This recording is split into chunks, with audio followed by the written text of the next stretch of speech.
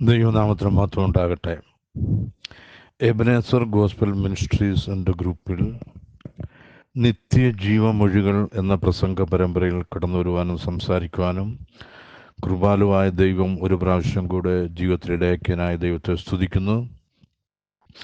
ഗ്രൂപ്പിൻ്റെ അഡ്മിന്മാർക്കും ഗ്രൂപ്പിൽ ശ്രവിക്കുകയും പിന്നീട് ഫേസ്ബുക്കിലും യൂട്യൂബിലുമായി ശ്രവിക്കുന്ന എല്ലാ ശ്രോതാക്കൾക്കും എൻ്റെ ഹൃദയാംഗമായ സ്നേഹവന്ദനം. തീർച്ചയായിട്ടും ഈ ഗ്രൂപ്പ് വഴി നിങ്ങൾ വചനം ശ്രദ്ധിക്കുമ്പോൾ ആ വചനങ്ങൾ നിങ്ങളുടെ രക്ഷയ്ക്ക് ഉതകുന്നതാകുന്നു എന്ന് മനസ്സിലാക്കിക്കൊണ്ട് ഞങ്ങളുടെ ഈ സുവിശേഷ ഘോഷണത്തിൽ നിങ്ങൾ പങ്കാളികളാകുവാൻ ഞങ്ങൾ ആഗ്രഹിക്കുന്നു. അതുകൊണ്ട് തീർച്ചയായിട്ടും നിങ്ങളുടെ പ്രാർത്ഥന, നിങ്ങളുടെ എൻകറേജ്മെൻറ്റ്, നിങ്ങളുടെ സപ്പോർട്ട് എല്ലാം ഞങ്ങൾക്ക് ആവശ്യമായിരിക്കുന്നു എന്നുകൂടി അറിയിക്കുന്നു. ഈ ഗ്രൂപ്പിൽ കേൾക്കുന്ന പ്രസംഗങ്ങൾ അല്ലെങ്കിൽ മെസ്സേജുകൾ തീർച്ചയായിട്ടും അത് യേശുക്രിസ്തുവും യേശുക്രിസ്തുവിനാൽ തിരഞ്ഞെടുക്കപ്പെട്ട അപ്പോസ്തലന്മാർ പ്രസംഗിച്ചതും എഴുതിയതും കാണിച്ചു തന്നതുമായിട്ടുള്ള സുവിശേഷമാണ് നിങ്ങൾ കേൾക്കുന്നത്. അതുകൊണ്ട് തീർച്ചയായിട്ടും നിങ്ങൾക്ക് ന്യായവിധി സമയത്ത് ഞങ്ങൾ പ്രസ്താവിക്കുന്നതായ സത്യവചനങ്ങൾ നിങ്ങൾ കേട്ടില്ല എന്ന് ന്യായാധിപതിയായ യേശുക്രിസ്തുവിന് മുമ്പിൽ പറയുവാനും ഒഴിയുവാനും സാധ്യമല്ലാത്ത വിധം സത്യസുവിശേഷം യഥാർത്ഥമായി പ്രസംഗിക്കണം എന്ന് അപ്പോസ്തലനായ പൗലോസ് തീമോഥെയോസിനോട് ഉപദേശിക്കുന്നത് പോലെ ഞങ്ങൾ സത്യോപദേശം വള്ളിക്ക് പുള്ളിക്ക് മാറ്റമില്ലാതെ ആരുടെയും മുഖം നോക്കാതെ, അതുപോലെ തന്നെ യാതൊരു സഭാ വിഭാഗങ്ങളുടെ അഭിപ്രായമോ അവരുടെ മാൻമെയ്ഡ് റൂൾസോ നോക്കാതെ ഞങ്ങൾ പ്രസ്താവിക്കുന്ന ഈ വചനങ്ങൾ തീർച്ചയായും നിങ്ങളുടെ ആത്മീയ ജീവിതത്തിന് ഉതകുന്നതായിരിക്കും. അതിലുപരി നിങ്ങളുടെ രക്ഷയ്ക്ക് കാരണമായി തീരും. അതുകൊണ്ട് തീർച്ചയായിട്ടും ഈ ഒരു ഗ്രൂപ്പിൽ ഇത് യേശുനാമക്കാരുടെ ഗ്രൂപ്പാണ്, ഇത് ദുരുപദേശകരുടെ ഗ്രൂപ്പാണെന്ന് സ്റ്റാമ്പ് അടിച്ച് ഞങ്ങളെ തള്ളിക്കളയാതെ ഞങ്ങൾ പ്രസ്താവിക്കുന്ന വചനങ്ങൾ ബെറിയയിലെ വിശ്വാസികളെക്കുറിച്ച് പറയുമ്പോൾ അപ്പോസ്തലനായ പൗലോസ് പറയുന്നത് അവർ തെസ്സലോനിക്കക്കാരെക്കാളും സമർത്ഥരായിരുന്നു. അവർ വചനം കേൾക്കുക മാത്രമല്ല, അത് അങ്ങനെ തന്നെ ഒന്ന് പരിശോധിച്ച് പോരുന്നു എന്ന് കാണുവാൻ സാധിക്കും. 2000 വർഷങ്ങൾക്ക് മുമ്പ് എഴുതപ്പെട്ട ബൈബിളുണ്ടത്. അങ്ങനെയെങ്കിൽ എൻ്റെ സഹോദരി സഹോദരന്മാരെ, തീർച്ചയായും നിങ്ങൾ കേൾക്കുന്ന വചനങ്ങൾ ബൈബിളിൽ പറയുന്നത് പോലെ ബെറിയയിലെ വിശ്വാസികളെപ്പോലെ നിങ്ങൾ പരിശോധിക്കണം. ഞങ്ങൾ സംസാരിക്കുന്ന വചനങ്ങൾ അത് ബൈബിൾ ഉള്ളതാണോ സത്യമാണോ എന്ന് നിങ്ങൾ പരിശോധിക്കേണ്ട ഒരു ഡ്യൂട്ടി നിങ്ങൾക്കുള്ളതാണ്. അതുകൊണ്ട് ഒരു പ്രാവശ്യം കൂടെ ഇവിടെ സംസാരിക്കുവാൻ വേണ്ടി ഇതിനെനിക്ക് അവസരമൊരുക്കിയ യേശു ക്രിസ്തുവിനോട് നന്ദി അർപ്പിച്ചുകൊണ്ട് ഇന്ന് വൈകുന്നേരം ചെറിയൊരു മെസ്സേജ് നിങ്ങൾക്ക് തരുവാൻ താല്പര്യപ്പെടുന്നു. നേരത്തെ ഈ ഗ്രൂപ്പിൽ ഞാൻ സംസാരിക്കാറുണ്ടായിരുന്നു എല്ലാ ആഴ്ചയിലും. എന്നാൽ തീർച്ചയായിട്ടും ഇന്നല്ലെങ്കിൽ നാളെ ഈ ലോകത്തിൽ നിന്ന് കടന്നു പോകുന്ന അവസ്ഥയിലേക്ക് ഓരോ ദിവസം വാർദ്ധക്യത്തിലേക്ക് വന്നിരിക്കാറുണ്ട്. പുതിയ അല്ലെങ്കിൽ ചെറുപ്പക്കാരെ സുവിശേഷ ഘോഷണത്തിന് വേണ്ടി മുൻനിരയിൽ കൊണ്ടുവരുവാൻ ഞാൻ താല്പര്യപ്പെട്ടുകൊണ്ട് അവർക്ക് ചാൻസ് കൊടുത്തുകൊണ്ടാണ് ഞാൻ പുറകോട്ട് മാറി നിന്നത്. എന്നാൽ ഇന്നത്തെ ഷെഡ്യൂൾ പ്രസംഗത്തിൽ പക്ഷേ KM പൗലോസിന് സുഖമില്ലാത്തതിനാൽ എന്നോട് വിളിച്ചു പറഞ്ഞു ഇന്നത്തെ മെസ്സേജ് മാനേജ് ചെയ്യാൻ പറഞ്ഞുകൊണ്ടാണ് ഇപ്പോൾ ഞാൻ ഒരു മെസ്സേജിന് ഇന്ന് തയ്യാറായത്. അവിടെ തീർച്ചയായിട്ടും ഇന്നത്തെ മെസ്സേജും നിങ്ങൾ കേൾക്കുമ്പോൾ തീർച്ചയായിട്ടും ഇത് നിങ്ങളുടെ ആത്മീയ ജീവിതത്തിന് ഉന്നമനം ലഭിക്കുന്നതായി തീരുമെന്ന് ഞാൻ വിശ്വസിക്കുന്നു. ഈ ഗ്രൂപ്പിൽ കൂടെ നിങ്ങൾ ശ്രവിക്കുന്ന മെസ്സേജുകൾ ഇംഗ്ലീഷ്, ഹിന്ദി, മലയാളം, തമിഴ് ഇത്രയും ഭാഷകളിൽ ഞങ്ങൾ സംസാരിക്കുമ്പോൾ തീർച്ചയായിട്ടും നമ്മുടെ റീജിയണൽ ലാംഗ്വേജ് ആയിരിക്കുന്ന മദർ ടങ്ക് ആയിരിക്കുന്ന മലയാളമുണ്ട്. പിന്നെ നമ്മുടെ തമിഴ് സൗത്തിലെ ഒരു ലാംഗ്വേജാണ്. പിന്നെ നോർത്ത് ഇന്ത്യയിലേക്ക് കവർ ചെയ്യാൻ ഹിന്ദിയിലുണ്ട്. ഇൻ്റർനാഷണൽ കവർ ചെയ്യാൻ വേണ്ടി ഇംഗ്ലീഷിലും അങ്ങനെ ഇത്രയും ഭാഷകൾ ഞങ്ങൾ പ്രസംഗിക്കുന്ന ഉദ്ദേശം തീർച്ചയായും ഞങ്ങൾക്കൊന്നുമല്ല, ഞങ്ങളെ ഉയർത്തുവാനല്ല, ഈ ലോകത്ത് ഞങ്ങൾക്ക് നേടുവാനൊന്നുമില്ല. എന്നാൽ സുവിശേഷം പ്രസംഗിക്കുന്നില്ല എങ്കിൽ എനിക്ക് അയ്യോ കഷ്ടം എന്നാണ് അപ്പോസ്തലനായ പൗലോസ് പറഞ്ഞത്. അങ്ങനെയെങ്കിൽ തീർച്ചയായിട്ടും ഈ സത്യസുവിശേഷം ഞങ്ങൾ പറഞ്ഞില്ല എങ്കിൽ ഞങ്ങൾ കഷ്ടമാണ്. അത് മുഖാന്തരമായിട്ട് അനേകർ നശിച്ചു പോകാൻ ഇടയാകും. അതുകൊണ്ട് തീർച്ചയായിട്ടും ഈ സുവിശേഷ പ്രസംഗങ്ങൾ, മെസ്സേജുകൾ കേൾക്കുക. അത് നിങ്ങളുടെ സഹോദരീസഹോദരന്മാർക്ക് ഫോർവേഡ് ചെയ്യുക, ഷെയർ ചെയ്യുക. നിങ്ങളായിരിക്കുന്ന സഭകളിലെ നേതാക്കന്മാർക്ക്, പാസ്റ്റർമാർക്ക് അയച്ചു കൊടുക്കുക. അതെല്ലാം അന്ത്യകാലത്ത് ന്യായവിധിക്ക് മുമ്പിൽ ന്യായം വിധിക്കത്തക്ക വിധത്തിലുള്ള സുവിശേഷമാണ് കേട്ടുകൊണ്ടിരിക്കുന്നത്. Praise Lord. അതുകൊണ്ട് ഈ ഗ്രൂപ്പിൻ്റേതായിട്ടുള്ള ഒരു ഭാഗമായി നിങ്ങളും തീർന്നാൽ അത് സുവിശേഷ ഘോഷണത്തിൽ ദൈവം നിങ്ങളെ മാനിക്കുമെന്നുകൂടെ ഓർപ്പിച്ചുകൊണ്ട് ഞാൻ പ്രസംഗ വിഷയത്തിലേക്ക് കടക്കുവാൻ താല്പര്യപ്പെടുന്നു. അതിനു മുമ്പായി നമ്മൾ ഇപ്പോൾ കണ്ടുകൊണ്ടിരിക്കുന്ന ആഗോളമായ പ്രശ്നങ്ങൾ നിങ്ങൾക്കറിയാമല്ലോ. യുദ്ധങ്ങൾ, ക്ഷാമങ്ങൾ, ഭൂകമ്പം, അതുപോലെ നാച്ചുറൽ കലാമിറ്റീസ്, കവോസ്, അതുപോലെ തന്നെ holocaust, wars, rumours and wars, epidemics, corruption, ഇതെല്ലാം അനീതിയായിട്ടുള്ള കാര്യങ്ങളും മനുഷ്യനെ ഭീതിപ്പെടുത്തുന്നതും മനുഷ്യന് സമാധാനമില്ലാത്തതുമായിട്ടുള്ള അന്തരീക്ഷമാണ് കണ്ടുകൊണ്ടിരിക്കുന്നത്. 2014 മുതൽ റഷ്യയും ഉക്രൈനുമായിട്ടുള്ള യുദ്ധം ഇപ്പോഴും നടന്നുകൊണ്ടിരിക്കുന്നു. എന്നാൽ അതുപോലെ തന്നെ പല പല രാജ്യങ്ങളിലും യുദ്ധം നടന്നുകൊണ്ടിരിക്കുകയാണ്. പക്ഷെ അതിനൊന്നും യാതൊരു ഇമ്പോർട്ടൻസും കൊടുക്കാതെ ഇപ്പോൾ എല്ലാവരും ഒരുപോലെ നോക്കിയിരിക്കുകയും കാണുകയും വീക്ഷിക്കുകയും ചെയ്യുന്ന യുദ്ധമാണ്. ഇസ്രയേൽ എന്ന ഭൂലോകത്തിൻ്റെ മുമ്പിൽ ഒരു പൊട്ട്, ഭൂലോകത്തിൻ്റെ ഒരു മാപ്പെടുത്താൽ ഒരു ഇസ്രായേലിൻ്റെ സ്ഥാനം എന്ന് പറയുന്ന ഒരു പൊട്ട് മാത്രമാണ്. കേരളത്തിൻ്റെ അത്രയും പോലും വലിപ്പമില്ലാത്ത ഒരു രാജ്യം ലോകത്തെ മുഴുവൻ കിടുകിട വിറപ്പിക്കുവാൻ കാര്യം എന്താണെന്ന് ചോദിച്ചാൽ അതിൻ്റെ റൂട്ടാണ് ആ ജനം ജീവനുള്ള ദൈവത്താൽ തിരഞ്ഞെടുക്കപ്പെട്ട യാക്കോബിൻ്റെ സന്തതികളായിരുന്ന 12 മക്കളിൽ കൂടെ വന്ന തലമുറയാകുന്നു നമ്മൾ ഇപ്പോൾ ലോകത്തിൽ കാണുന്ന ഇസ്രായേൽ എന്ന രാഷ്ട്രം. ദൈവജനമാണ്. ആ ദൈവജനത്തെ പഴയ നിയമകാലത്ത് ദൈവം ആ ജനത്തിനു വേണ്ടി യുദ്ധം ചെയ്തു. സകല ജാതീയ രാജാക്കന്മാരെ തോൽപ്പിച്ചു. ഇസ്രായേൽ ജനത്തിനു വേണ്ടി ഒരു രാജ്യം, കനാൻ പ്രദേശം ദൈവം കൊടുത്തു. അവരെ നോക്കിക്കൊണ്ട് ദൈവം ഇങ്ങനെ പറഞ്ഞു, ഇതാ തനിച്ചു പാർക്കുന്ന ജനം ജാതികളുടെ കൂട്ടത്തിൽ എണ്ണപ്പെട്ടിട്ടില്ല. ഇപ്പോഴും നോക്കുക, ഇസ്രായേലിൻ്റെ സ്ഥാനം ഏതാണ്? ചുറ്റുമുള്ള ശത്രുക്കളായിരിക്കുന്ന അറബി രാജ്യങ്ങളുടെ നടുവിൽ അവൻ ഏകനായി നിന്നുകൊണ്ട് ഇപ്പോഴും അവരുടെ വംശനാശത്തിനു വേണ്ടി ഇരയാക്കപ്പെട്ട് ലോകത്ത് മുഴുവൻ ചിതറിപ്പാർത്ത ആ യഹൂദ ജനം, നിന്റെ രക്തം ഞങ്ങളുടെ മേൽ വരട്ടെ എന്ന് പറഞ്ഞ് യഹൂദന്മാർ യേശുക്രിസ്തുവിനെ ക്രൂശീകരണത്തിൽ വിളിച്ചു പറഞ്ഞതായ, ആക്രോശിച്ചതായ അത് മുഖാന്തരമായി അവരുടെ തലമുറമേൽ രക്തം ചിന്തി ഹിറ്റ്ലർ എന്ന് പറയുന്ന ആ സ്വേച്ഛാധികാരി ലക്ഷം യഹൂദന്മാരെ ഗ്യാസ് ചേമ്പറുകളിലിട്ട് കൊന്നൊടുക്കി. അനേക സ്ത്രീകളും കുഞ്ഞുങ്ങളും മൃഗങ്ങൾക്കിരയായിത്തീർന്നു. വളരെ മോശമായ രീതിയിൽ cold blooded murders, brutal killings ആണ് യഹൂദനെതിരായിട്ട് അവർ ചെയ്തത്. എന്നാൽ ഈശായുടെ കുറ്റിയിൽ നിന്ന് ദാവീദിൻ്റെ സന്തതിയായി ഒരു ജനത്തെ ദൈവം തന്നെ 1948 ഈ ഭൂമുഖത്ത് ഒരു രാഷ്ട്രം ഒറ്റ ദിവസം കൊണ്ട് ഉണ്ടാക്കി കൊടുക്കാൻ പ്രാപ്തനായ ഒരു ദൈവമാണ് നമ്മുടെ ദൈവം. ആ പഴയ നിയമത്തിൽ ഇസ്രായേലിന് വേണ്ടി യുദ്ധം ചെയ്ത ദൈവമാണ് ഇപ്പോൾ ഇസ്രായേലിന് വേണ്ടി യുദ്ധം ചെയ്തുകൊണ്ടിരിക്കുന്നത്.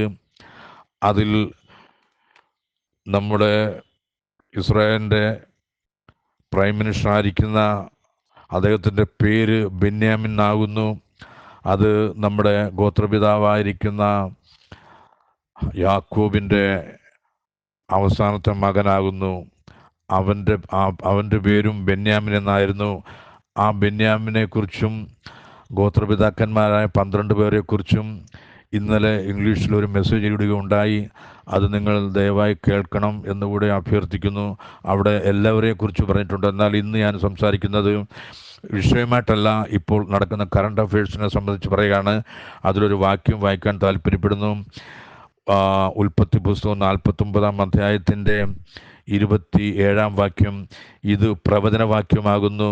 ബെന്യാമിനെക്കുറിച്ച് സ്വന്തം അപ്പൻ പറഞ്ഞതാണോ? എന്താണ് പറഞ്ഞത്? ബെന്യാമിൻ കടിച്ചു കീറുന്ന ചെന്നായി, രാവിലെ അവൻ ഇര പിടിച്ച് വിഴുങ്ങും, വൈകുന്നേരത്ത് അവൻ കവർച്ച പങ്കിടും.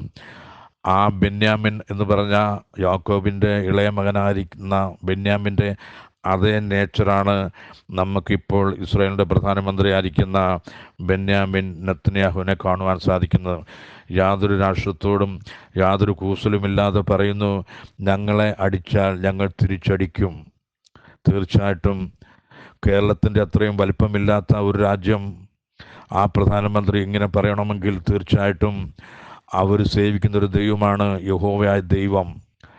അവരുടെ പൂർവ്വപിതാക്കന്മാർ സേവിച്ച ദൈവം അവരെ ഇപ്പോഴും ആ ദൈവത്തെ തന്നെയാണ് സേവിക്കുന്നത്. അതുകൊണ്ടാണല്ലോ കഴിഞ്ഞ ദിവസം ഹിസ്ബുള്ള 1800 ആണെന്ന് തോന്നുന്നു, എൻ്റെ ഉദ്ദേശം ശരിയാണെങ്കിലും 1800, 2000,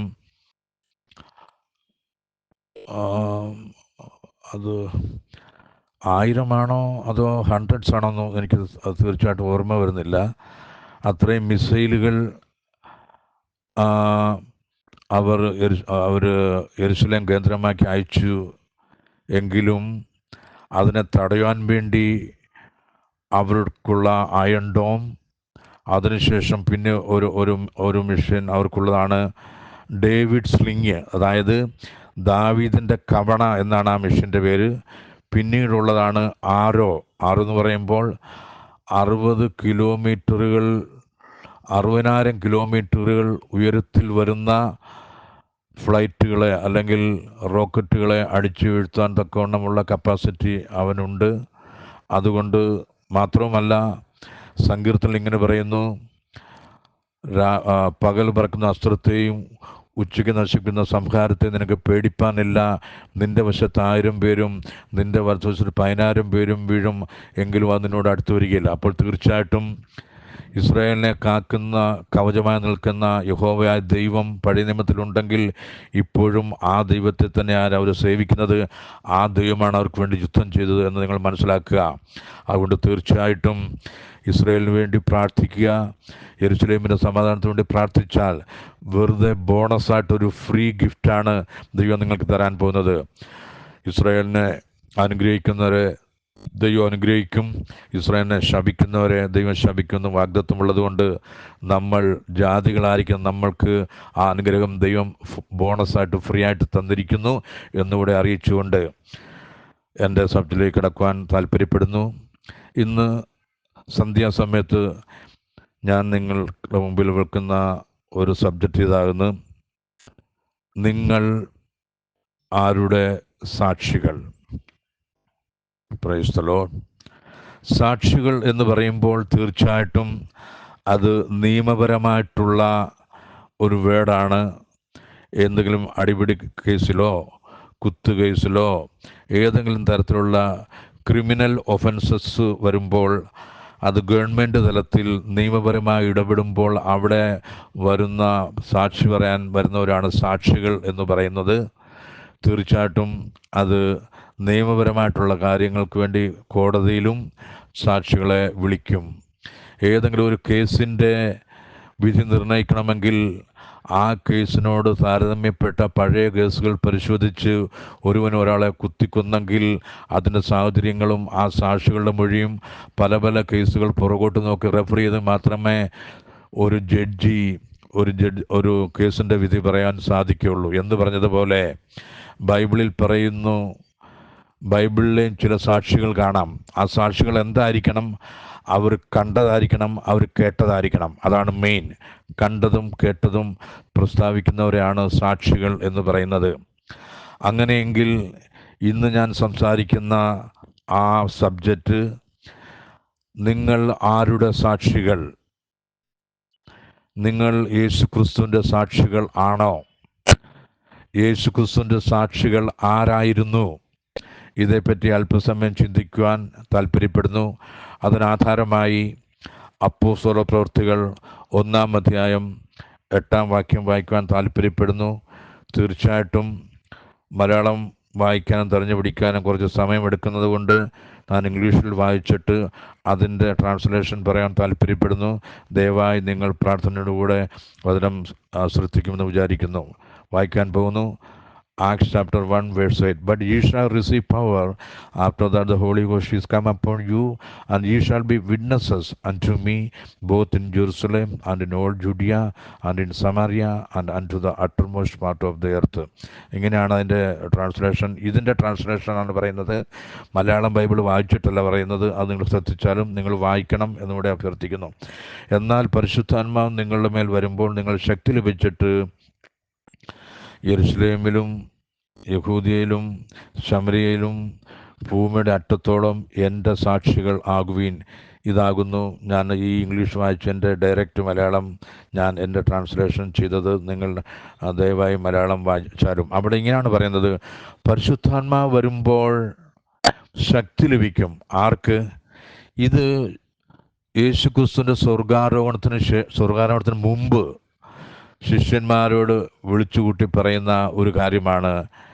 എന്നാൽ പരിശുദ്ധാത്മാവ് നിങ്ങളുടെ മേൽ വരുമ്പോൾ, അപ്പോൾ ആ സമയം വരെയും അവരുടെ ശരീരത്തിൽ അവരിൽ പരിശുദ്ധാത്മാവ് പ്രകടമായി വന്നിട്ടില്ല. അതാണല്ലോ അതിൻ്റെ അർത്ഥം. എന്നാൽ പരിശുദ്ധാത്മാവ് നിങ്ങളുടെ മേൽ വരുമ്പോൾ അതിൻ്റെ അർത്ഥം യേശുക്രിസ്തു പറഞ്ഞു, ഞാൻ പോയി പരിശുദ്ധാത്മാവിനെ നിങ്ങൾക്ക് അയച്ചു തരും. ഈ പരിശുദ്ധാത്മാവ് ആരാണ്? യേശുക്രിസ്തുവിൻ്റെ ആത്മരൂപമാണ്. ആ പരിശുദ്ധാത്മാവാണ് 1-ാം നൂറ്റാണ്ടിൽ പെന്തക്കോസ്ത് ദിവസം അവർ കൂടിയിരുന്ന മാളികമുറിയിലേക്ക്, ഏകദേശം 120 പേരടങ്ങുന്ന ആ മാളികമുറിയിലേക്ക് യേശുക്രിസ്തുവിൻ്റെ അമ്മയായ മറിയും ഉള്ളതായിരിക്കുന്ന സ്ത്രീകളും പുരുഷന്മാരുമായിരിക്കുന്ന യേശുക്രിസ്തുവിൻ്റെ അപ്പോസ്തലന്മാരും അടങ്ങിയിരിക്കുന്ന 120 പേരിലേക്ക് ഈ പരിശുദ്ധാത്മാവിനെ പെന്തക്കോസ്ത് ദിവസം അയച്ചു കൊടുത്തത്. അപ്പോൾ എന്താണ് പറഞ്ഞത്? എന്നാൽ പരിശുദ്ധാത്മാവ് വരുമ്പോൾ നിങ്ങൾ ശക്തി ലഭിക്കും. അപ്പോൾ തീർച്ചയായിട്ടും പരിശുദ്ധാത്മാവ് വരുമ്പോൾ എന്താണ്? ശക്തി ലഭിച്ചിട്ട് എന്ത് ചെയ്യും? ശക്തി ലഭിച്ചിട്ട് എന്താണ് ചെയ്യുന്നത്? അത് യെരുശലേമിലും, അത് നിങ്ങളുടെ ലൊക്കാലിറ്റിയാണ്, നിങ്ങൾ താമസിക്കുന്ന സ്ഥലത്തും, പിന്നെ നിങ്ങളുടെ നെയ്ബറിങ് പ്ലേസ് ജുഡിയ, പിന്നെ സമറിയ, പിന്നീട് ലോകത്തിൻ്റെ അറ്റത്തോളം എൻ്റെ സാക്ഷികളാകും. ആരുടെ സാക്ഷികളാകും? എൻ്റെ സാക്ഷികൾ. അപ്പോൾ തീർച്ചയായിട്ടും യേശുക്രിസ്തുവിൻ്റെ സാക്ഷികൾ ആരാണ് ആദ്യമായി തീർന്നത്? യേശുക്രിസ്തുവിൻ്റെ ശിഷ്യന്മാരാണ്. അവരാണ് കണ്ടതും കേട്ടതും, അവരാണ് യേശുക്രിസ്തുവിൻ്റെ കൂടെ നടന്നതും അത്ഭുതങ്ങൾ കണ്ടതും, അവനോടുകൂടെ ഉണ്ട് ഉറങ്ങി സഞ്ചരിച്ച് അത്ഭുതങ്ങളും അടയാളങ്ങളും അവിടെ സ്വന്തം കണ്ണുകൾ കാണുകയും യേശുക്രിസ്തുവിനെ തൊടുകയും അവൻ പറയുന്നത് കേൾക്കുകയും ചെയ്തവർ ആരാണ്? യേശുക്രിസ്തു തിരഞ്ഞെടുക്കപ്പെട്ട 12 അപ്പോസ്തലന്മാരാണെന്ന് നിങ്ങൾ മനസ്സിലാക്കണം. അതുകൊണ്ട് അവർ കണ്ടതും കേട്ടതും സാക്ഷീകരിച്ചും എന്താണോ അതാണ് സത്യം.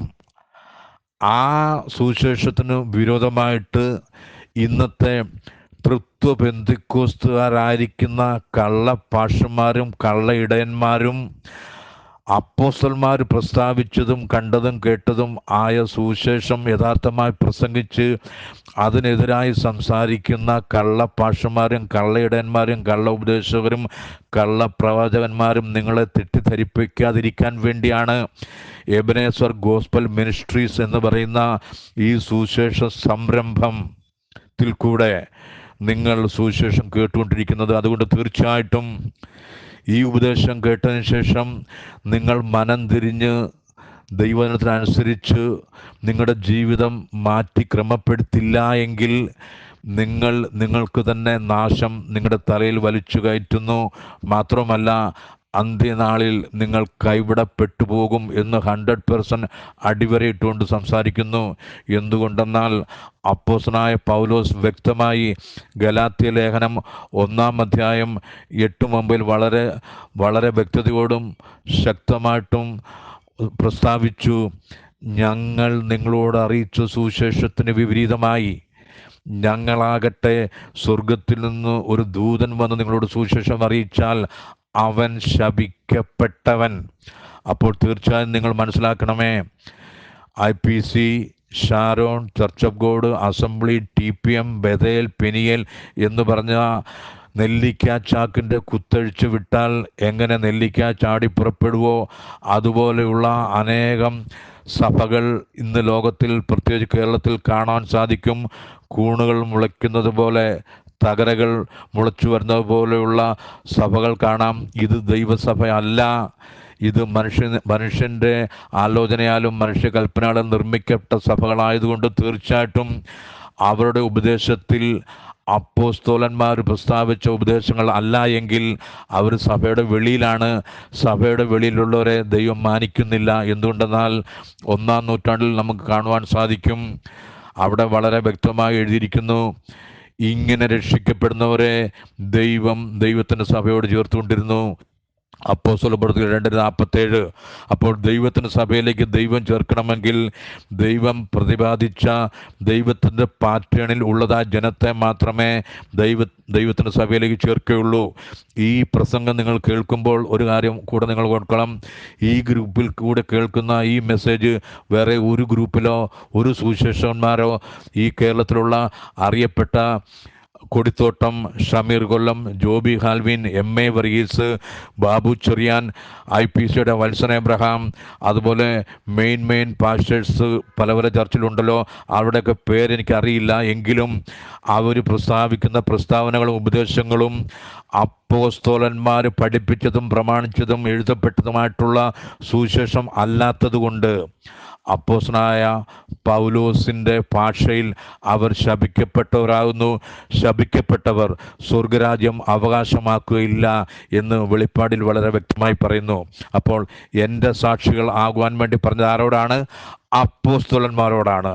അവരാണ് കണ്ടതും കേട്ടതും, യേശുക്രിസ്തു പ്രസ്താവിച്ചത്, കേട്ടത്, കണ്ടത്, അവിടെ കണ്ണുകൊണ്ട് കാണുകയും കൈ തൊട്ടതുമായിട്ടുള്ള ജീവൻ്റെ വചനം അതാരാകുന്നു? യേശുക്രിസ്തു. അപ്പോൾ യേശുക്രിസ്തുവിനെ കുറിച്ചല്ലാതെ തൃത്വം, ത്രിയേകൻ, തൃത്വത്തിൽ ഒന്നാമൻ, രണ്ടാമൻ, മൂന്നാമൻ, സത്ത, സാരാംശം, മെത്ത, കൊത്ത എന്ന് സംസാരിക്കുന്ന ഫിലോസഫി പറയുന്ന ഈ ലോകത്തിലെ BTH, MDH, PhD, master of divinity പ്രസ്താവിക്കുന്ന അവർ ദൈവസന്നിധിയിൽ വെറും ഭോഷന്മാരാകുന്നു എന്ന് നിങ്ങൾ മനസ്സിലാക്കി, നിങ്ങൾ ആയിരിക്കുന്ന സമൂഹത്തിലെ, നിങ്ങൾ ആയിരിക്കുന്ന ചർച്ചുകളിലെ നിങ്ങളെ പഠിപ്പിക്കുന്നതായ മാനുഷികമായ ഉപദേശങ്ങളെ വിട്ട് യഥാർത്ഥമായിട്ടുള്ള അപ്പോസ്തല ഉപദേശത്തിലേക്ക് കടന്നു വന്ന് 1-ാം നൂറ്റാണ്ടിൽ 3000 പേര് പത്രോസിൻ്റെ പ്രസംഗം കേട്ട് മാനസാന്തരപ്പെട്ട് യേശുക്രിസ്തുവിൻ്റെ നാമത്തിൽ പാപങ്ങളുടെ മോചനത്തിന് വേണ്ടി സ്നാനപ്പെട്ട് അവർ അപ്പോസ്തലന്മാരുടെ ഉപദേശം കേട്ട് അപ്പം നുറുക്കി പ്രാർത്ഥന കഴിച്ചു പോന്നു എന്ന് പറയുമ്പോൾ, അങ്ങനെ പോന്ന ജനത്തെ ദൈവത്തിൻ്റെ സഭയോട് ദൈവം ചേർത്തുകൊണ്ടിരുന്നു. അതുകൊണ്ട് മേൽപ്പറഞ്ഞ സഭകളൊന്നും ദൈവസഭയല്ല, ദൈവസഭയുടെ വെളിയിലാകുന്നു. ഈ കേൾക്കുന്ന വചനം ഒരു പക്ഷേ നിങ്ങൾക്ക് ഹൃദയത്തിൽ വേദന ഉണ്ടോ എനിക്കറിയില്ല. സത്യം പറഞ്ഞതാകുന്നു. സത്യം പറഞ്ഞാൽ തീർച്ചയായിട്ടും കുത്തുകിട്ടും. 1-ാം നൂറ്റാണ്ടിൽ പത്രോസ് പ്രസംഗിച്ചപ്പോൾ കേട്ടവരായിരിക്കുന്നവർ കുത്തുകൊണ്ടാൽ പിന്നെ ചോദിക്കണം, ഞങ്ങൾ എന്ത് ചെയ്യണം? അങ്ങനെയെങ്കിൽ എബനേസർ ഗോസ്പൽ മിനിസ്ട്രീസിലൂടെ നിങ്ങൾ കേൾക്കുന്ന വചനങ്ങൾ കുത്തുകൊള്ളുകയാണെങ്കിൽ തീർച്ചയായിട്ടും ഈ മെസ്സേജിൻ്റെ താഴെ നിങ്ങൾ ടാഗ് ചെയ്ത ശേഷം നിങ്ങളുടെ സംശയങ്ങൾ ചോദിച്ചാൽ തീർച്ചയായും നമുക്കൊരു സ്നേഹമായിട്ടുള്ള ഒരു ഡിസ്കഷനിൽ നമുക്ക് ചർച്ച ചെയ്ത് നിങ്ങളുടെ സംശയങ്ങൾ ഞങ്ങൾ ദൂരീകരിക്കുന്നതായിരിക്കും എന്നുകൂടി ഓർപ്പിക്കുന്നു. അതുകൊണ്ട് തീർച്ചയായിട്ടും ഈ യേശുക്രിസ്തു പറഞ്ഞ കാര്യങ്ങൾക്കെല്ലാം സാക്ഷികൾ ആരാണ്? അപ്പോസ്തലന്മാരാണ്. അവരാണ് കണ്ടതും കേട്ടതും അനുഭവപ്പെടുത്തതും. അപ്പോൾ ഇവിടെ എന്ത് പറഞ്ഞു? പരിശുദ്ധാത്മാവ് വരുമ്പോൾ ശക്തി ലഭിച്ചിട്ട് യെരുശലേമിലും യഹൂദിയയിലും ശമരിയയിലും ഭൂമിയുടെ അറ്റത്തോളം എൻ്റെ സാക്ഷികളാകണം. ആരുടെ സാക്ഷികൾ? യേശുക്രിസ്തുവിനെ കുറിച്ച് സാക്ഷികൾ പറയണം. അല്ലാതെ യഹോവയെക്കുറിച്ചല്ല സാക്ഷി പറയണ്ടേ. യഹോവയെക്കുറിച്ച് സാക്ഷി പറയേണ്ടത് യഹൂദനാകുന്നു. Price the Lord. നമ്മളാരും യഹൂദ ഗോത്രത്തിൽപ്പെട്ടതല്ല, നമ്മൾ ജാതികളായിരിക്കുമ്പോൾ, എന്നാൽ ഇപ്പോൾ നമ്മൾ ദൈവവചന പ്രകാരം അബ്രഹാമിൻ്റെ സന്തതികളാകുന്നു. തീർച്ചയായിട്ടും അത് നമുക്ക് വളരെ പ്രൗഢിയോടുകൂടെ പറയാൻ സാധിക്കും. അവിടെ വളരെ വ്യക്തമായിട്ട് എഴുതിയിട്ടുണ്ട്, നമ്മളിപ്പോൾ അബ്രഹാമിൻ്റെ സന്തതികളാകുന്നു. Price the Lord. അതുകൊണ്ട് ആ സാക്ഷ്യമാണല്ലോ ഞാൻ പറഞ്ഞത്. അപ്പോൾ അപ്പോസ്തലന്മാരാകുന്നു യേശു ക്രിസ്തു പറഞ്ഞ കൽപ്പനകൾ കേട്ടതും കണ്ടതും പ്രമാണിച്ചതും. അതുകൊണ്ട് അവരെന്തു പറഞ്ഞോ അത് കേൾക്കുവാൻ തയ്യാറാകണം എന്നുകൂടെ ഞാൻ നിങ്ങളെ ഓർപ്പിക്കുന്നു സ്നേഹത്തോടെ. ഇനി അടുത്തത് ഒരു വാക്യം വായിക്കാൻ താല്പര്യപ്പെടുന്നത് അപ്പോസ്തല പ്രവൃത്തികൾ 10-ാം അധ്യായത്തിൻ്റെ 41-ാം വാക്യം. അതായത്, സകല ജനത്തിനുമല്ല, ദൈവം മുൻകൂട്ടി നിയമിച്ച സാക്ഷികളായി അവൻ മരിച്ചവരിൽ നിന്ന് ഉയർത്തെഴുന്നേറ്റ ശേഷം അവനോട് കൂടെ തിന്നു കുടിച്ചവരായ ഞങ്ങൾക്ക് തന്നെ പ്രത്യക്ഷനാക്കി തന്നു. ജീവികൾക്കും മരിച്ചവർക്കും ന്യായാധിപതിയായി ദൈവത്താൽ നിയമിക്കപ്പെട്ടവൻ അവൻ തന്നെ എന്ന് ജനത്തോട് പ്രസംഗിച്ചു സാക്ഷീകരിപ്പാൻ അവൻ ഞങ്ങളോട് കൽപ്പിച്ചു.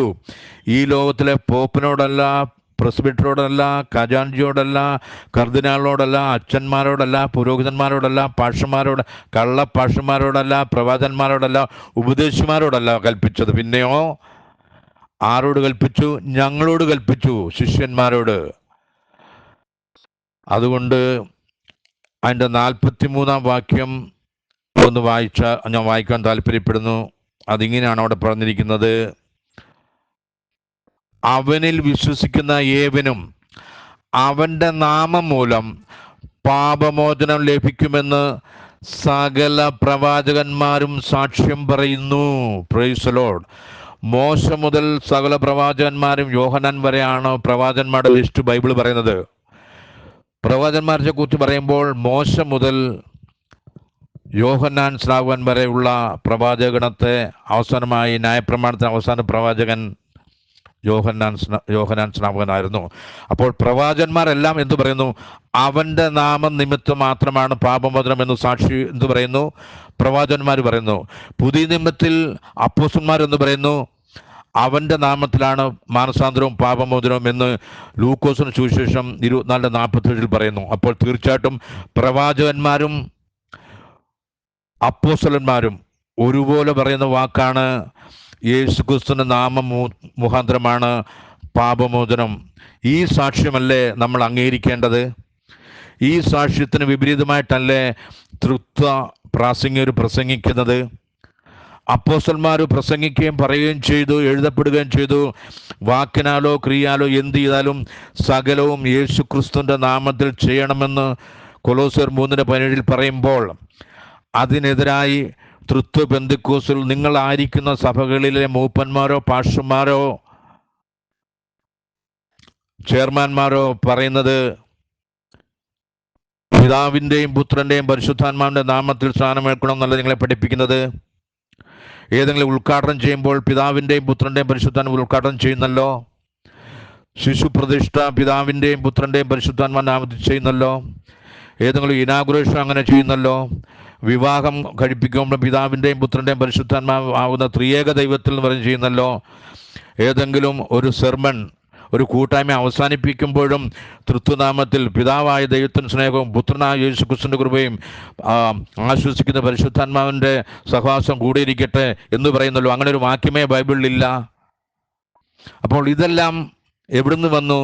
ഇതെല്ലാം മനുഷ്യൻ്റെ നിർമ്മിതമായിട്ടുള്ള ഉപദേശങ്ങളാകുന്നു മനസ്സിലാക്കി അപ്പോസ്തലനായ പൗലോസ് പറഞ്ഞതുപോലെ ഒരു പ്രാവശ്യം കൂടി ആ വാക്യം റിപ്പീറ്റ് ചെയ്യട്ടെ: ഞങ്ങൾ നിങ്ങളോട് അറിയിച്ച സുവിശേഷത്തിന് വിപരീതമായി ഞങ്ങളാകട്ടെ സ്വർഗത്തു നിന്ന് ഒരുവൻ നിങ്ങളോട് സുവിശേഷം അറിയിച്ചാൽ അവൻ ശപിക്കപ്പെട്ടവൻ. അങ്ങനെയെങ്കിൽ മത്തായി 22:19 കാണുന്ന ആ കൽപ്പന കേട്ടതും കണ്ടതും പ്രമാണിച്ചതും ആരാകുന്നു? അപ്പോസ്തലന്മാരാകുന്നു. ആ കണ്ടതും കേട്ടതും പ്രമാണിച്ചതുമായ അപ്പോസ്തലന്മാർ ആരെയെങ്കിലും സ്നാനപ്പെടുത്തിയപ്പോൾ പിതാവിൻ്റെയും പുത്രൻ്റെയും പരിശുദ്ധാത്മാവിൻ്റെ നാമത്തിൽ എന്ന് പേര് പറഞ്ഞ് സ്നാനപ്പെടുത്തിയോ? ഏതെങ്കിലും ഒരു വിശ്വാസികൾ പിതാവിൻ്റെയും പുത്രൻ്റെയും പരിശുദ്ധാത്മാവിൻ്റെ നാമത്തിൽ സ്നാനപ്പെട്ടോ? ഒരു വാക്യം എടുത്തു തന്നാൽ ഈ പ്രസംഗിക്കുന്ന ഏബ്രഹാം എന്ന ഞാൻ ബോംബെയിൽ നിന്ന് ഫ്ലൈറ്റ് പിടിച്ച് നിങ്ങളുടെ അടുക്കൽ വന്ന് നിങ്ങളുടെ കൈക്കഴിഞ്ഞ് സ്നാനമേൽക്കാൻ ഞാൻ തയ്യാറാകുന്നു. എന്തുകൊണ്ടെന്നാൽ ഇതെൻ്റെ രക്ഷയുടെ ഉപദേശമാണ്. ഞാനാണ് രക്ഷ തിരഞ്ഞെടുക്കേണ്ടത്, ഞാനാണ് പാപമോചനം ഏറ്റെടുക്കേണ്ടത്. അതുകൊണ്ട് ബൈബിൾ എന്തു പറയുന്നു? മാനസാന്തരവും പാപമോചനം അവൻ്റെ നാമത്തിൽ എവിടെ തുടങ്ങണം? യെരുശലേമിൽ തുടങ്ങണമെന്ന് യേശുക്രിസ്തു പറഞ്ഞ അതേ ഉപദേശം, കൽപ്പന ശിരസാവഹിച്ചുകൊണ്ട് 1-ാം നൂറ്റാണ്ടിൽ പെന്തക്കോസ്ത് ദിവസത്തിൽ പത്രോസ് വിളിച്ചു പറഞ്ഞു, നിങ്ങൾ മാനസാന്തരപ്പെട്ട് നിങ്ങളുടെ പാപങ്ങളുടെ മോചനത്തിനായി ഓരോരുത്തരും യേശുക്രിസ്തുവിൻ്റെ നാമത്തിൽ സ്നാനമേൽപ്പീൻ, എന്നാൽ പരിശുദ്ധാത്മാവ് എന്ന ദാനം ലഭിക്കും. അവൻ്റെ വാക്ക് കൈക്കൊണ്ടവർ സ്നാനമേറ്റു. അന്ന് 3000-ഓളം പേർ അവരോട് ചേർന്നു. അവർ അപ്പോസ്തലന്മാരുടെ ഉപദേശം കേട്ടു അപ്പം നുറുക്കി പ്രാർത്ഥന കഴിച്ചു പോന്നു. അങ്ങനെ രക്ഷിക്കപ്പെടുന്നവരെ ദൈവത്തിന് സഭയോട് ചേർത്തുകൊണ്ടിരുന്നു. എന്നെ കേൾക്കുന്ന മാന്യ ശ്രോതാക്കളെ, തൃത്വസഭയിൽ പോകുന്ന സഹോദരന്മാരെ, നിങ്ങൾ യേശുക്രിസ്തുവിന്റെ നാമത്തിൽ ഇതുവരെ സ്നാനപ്പെട്ടിട്ടില്ല എങ്കിൽ നിങ്ങളുടെ പാപം മോചിച്ചിട്ടില്ല. നിങ്ങൾ ഇപ്പോഴും പാപികളാകുന്നു. ഇന്നല്ല, നാളെയല്ല, ഇനി ഒരു 100 വർഷം ആയുസ് കിട്ടിയതിന് ശേഷം നിങ്ങൾ മരിച്ചാൽ, യേശുക്രിസ്തുവിന്റെ നാമത്തിൽ സ്നാനപ്പെടാതെ നിങ്ങൾ മരിച്ചാൽ, നിങ്ങൾ പാപം മോഹിക്കാതെ നിങ്ങൾ മരിക്കുന്നു, നിങ്ങൾ പാപികളായി മരിച്ചാൽ തീർച്ചയായിട്ടും നിങ്ങൾ സ്വർഗരാജ്യം അവകാശമാക്കുകയില്ല എന്ന് വളരെ വേദനയോടെ സുവിശേഷ സത്യം നിങ്ങളുടെ മുമ്പിൽ തെളിയിച്ചുകൊണ്ട് ഇതാ ഞാൻ സംസാരിച്ചിരിക്കുന്നു. അതുകൊണ്ട് യേശുക്രിസ്തു പറഞ്ഞ കൽപ്പനകളുടെ സാക്ഷികൾ ആരാകുന്നു? അപ്പോസ്തലന്മാർ. അവരാണ് കണ്ടതും കേട്ടതും, അവരാണ് പ്രമാണിച്ചത്, അവരാണ് എഴുതപ്പെട്ടത്. അങ്ങനെ കണ്ടതും കേട്ടതും പ്രമാണിച്ചവരും എഴുതപ്പെട്ടതുമായിട്ടുള്ള സുവിശേഷം അനുസരിക്കാതെ മറുതലിച്ചു പോകുന്നുവെങ്കിൽ അതിൻ്റെ ഉത്തരവാദിത്വം, അതിൻ്റെ ശാപം നിങ്ങൾ തലയിൽ വലിച്ചു വെക്കാതെ ഈ രക്ഷ, സൗജന്യമായി തന്ന രക്ഷ ഇന്ന് രാത്രികാലം നിങ്ങൾ ശിരസാവഹിച്ചുകൊണ്ട് ദൈവദിനം അനുസരിക്കാൻ തീരുമാനിച്ചാൽ ദൈവം നിങ്ങൾക്ക് വേണ്ടി പ്രവർത്തിക്കും. നിങ്ങൾ സ്വർഗരാജ്യത്തിന് അവകാശികളായി തീരും.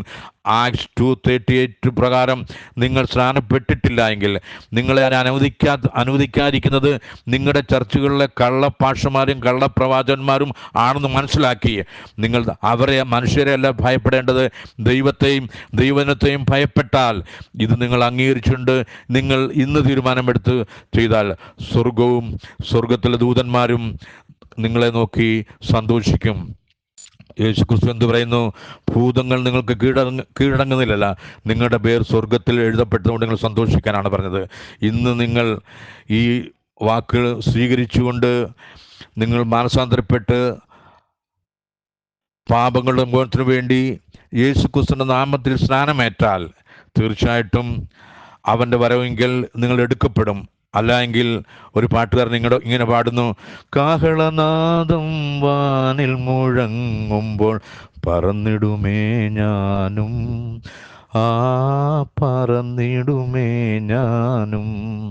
ഇത് യേശുക്രിസ്തുവിന്റെ നാമത്തിൽ സ്നാനപ്പെട്ട് അപ്പോസ്തലന്മാരുടെ ഉപദേശം കേട്ട് മുമ്പോട്ട് പോകുന്ന ക്രിസ്ത്യാനികൾ, അന്ത്യം വരെയും വിശ്വസ്തരായിരിക്കുന്നവർ അവർ പാടേണ്ട പാട്ടാണ്.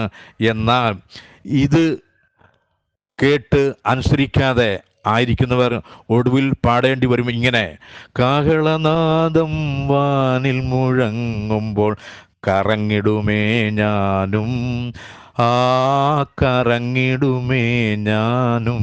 അപ്പോൾ തീർച്ചയായിട്ടും കറങ്ങുന്നവരുടെ ഗ്രൂപ്പിലല്ലാതെ സ്വർഗത്തിൽ എടുക്കപ്പെട്ട് യേശുക്രിസ്തുവിനോട് കൂടെ യുഗായുഗമായി വാഴുന്ന ആ സുദിനത്തിലേക്ക് കടന്നു വരുവാൻ നിങ്ങളെ ആഹ്വാനം ചെയ്തുകൊണ്ട് എൻ്റെ വാക്കുകളെ ഇവിടെ ഉപസംഹരിക്കുന്നു.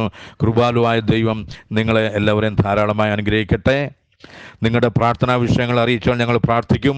ഇപ്പോൾ നിങ്ങളുടെ മാനസാന്തരത്തിന് വേണ്ടി 2 സെക്കൻഡുകൾ പ്രാർത്ഥിക്കാൻ താല്പര്യപ്പെടുന്നു. കണ്ണുകൾ അടച്ചാലും നിങ്ങളുടെ ഹൃദയം ദൈവത്തിൽ അർപ്പിക്കുക. Praise the lord. വാഗ്ദത്തങ്ങളും വിശ്വസനും വാക്കുമാറാത്തനുമായ സ്വർഗീയ പിതാവേ, ഈ സന്ധ്യാസമയത്ത് രക്ഷയ്ക്ക് വേണ്ടിയുള്ള, പാപമോചനത്തിന് വേണ്ടിയുള്ള, നിത്യജീവനുള്ള ആ സുവിശേഷം ഞാൻ പറഞ്ഞു കഴിഞ്ഞിരിക്കുന്നു. എൻ്റെ ലാംഗ്വേജിൽ അവർക്ക് മനസ്സിലാകുവാൻ സാധിക്കും എന്ന് ഞാൻ വിചാരിക്കുന്നു. ഏതെങ്കിലും രീതിയിൽ അവർക്ക് ഹൃദയത്തിന് പ്രയാസമുണ്ടായെങ്കിൽ കർത്താവെ, അപ്പത്തിനോട് ഞാൻ ക്ഷമ ചോദിക്കുന്നു. യാതൊരു മനപ്രയാസവും കൂടാതെ, യാതൊരു ചഞ്ചലവും കൂടാതെ പറഞ്ഞ കാര്യങ്ങൾ സത്യമാണെന്ന് ഗ്രഹിപ്പാൻ തക്കണം സ്വർഗത്തിലെ പരിശുദ്ധാത്മാവിനെ അയച്ചു കൊടുത്ത് ഇന്ന് രാത്രികാലം ഒരു തീരുമാനമെടുക്കുവാൻ ഇടയാകട്ടെ. അവിടെ കിടക്കയിൽ, അവിടെ ഉറക്കത്തിൽ, അവിടെ പ്രാർത്ഥനയിൽ നീ അവരോട് സംസാരിക്കണമേ എന്ന് പ്രാർത്ഥിക്കുന്നു. ലോകമന്ത്യത്തിലേക്ക് നീങ്ങിക്കൊണ്ടിരിക്കുന്നു.